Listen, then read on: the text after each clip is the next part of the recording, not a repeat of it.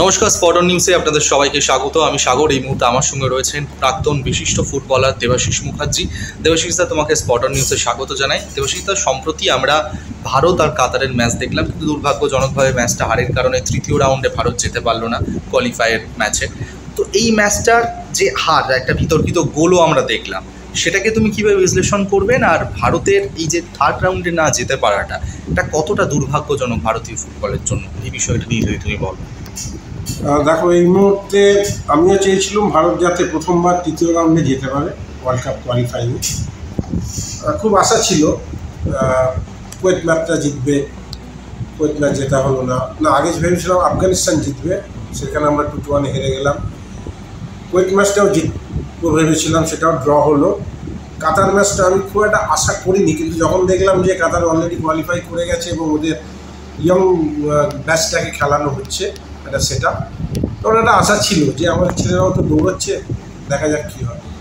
শুরুটা ভালো করেছিল, ভালো খেলছিল, গোল পেয়ে গেল। আরও একটা গোল পেতে পারত মানবীর বা রহিম আলী, যে জায়গায় পেয়েছিল। ঠিক আছে, খেলায় তো গোল মিস থাকতেই পারে।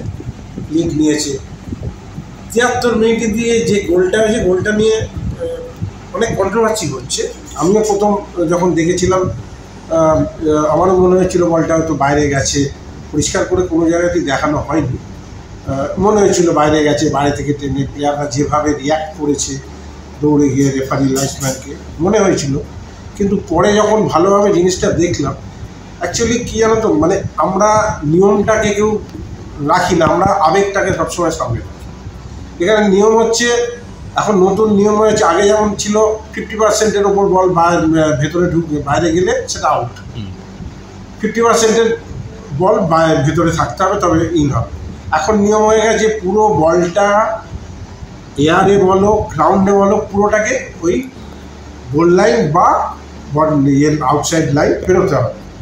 এখানে বলটার গোল যেহেতু তার একটা সারফেস আছে, বলটা আমরা তলাটা দেখলাম যে পোর্শনটা মাটিতে আছে সেটা বেরিয়ে গেছে, কিন্তু ওপরের সারফেসটা কিন্তু লাইনের ওপর আছে।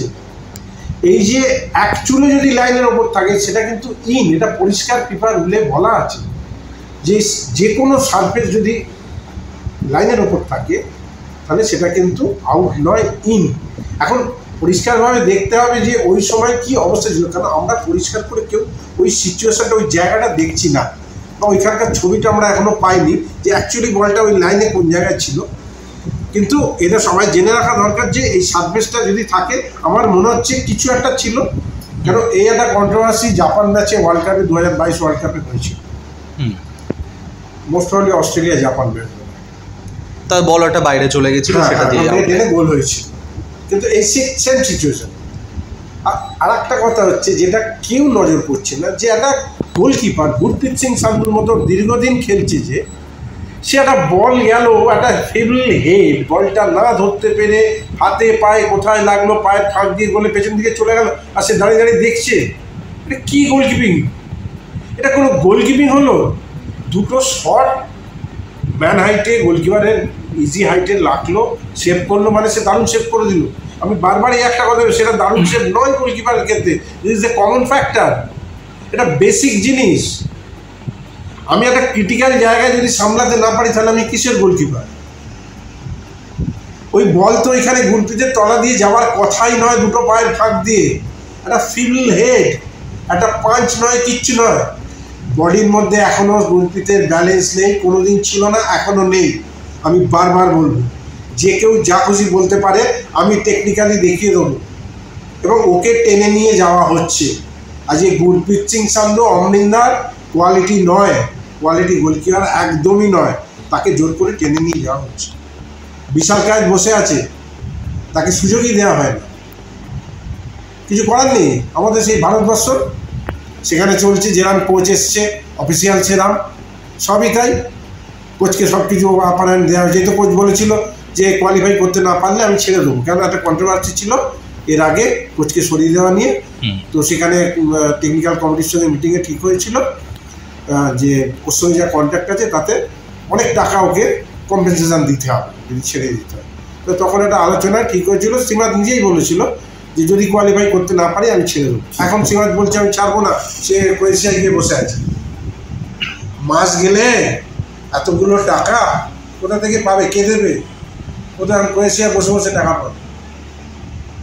তা এইগুলো এআইএফএফ এর দেখা উচিত। তো এআইএফএফ কন্ট্যাক্ট সেভাবে করেছে কেন? টেকনিক্যাল কমিটি অ্যালাউ করেছে কেন? কারা বসে আছে টেকনিক্যাল কমিটিতে? তারা কিসের জন্য অ্যালাউ করেছে? তারা কিসের জন্য এই ধরনের কন্ট্যাক্ট করেছে? এখন যদি বলে অমুক হয়েছে তমুক হয়েছে, এগুলো আর মানা যাবে না।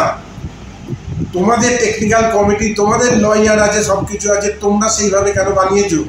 তোমরা সেইভাবে তাকে অ্যাক্সেস দিয়েছো কেন সব কিছু করার? নিজের হাতে রাখা উচিত ছিল।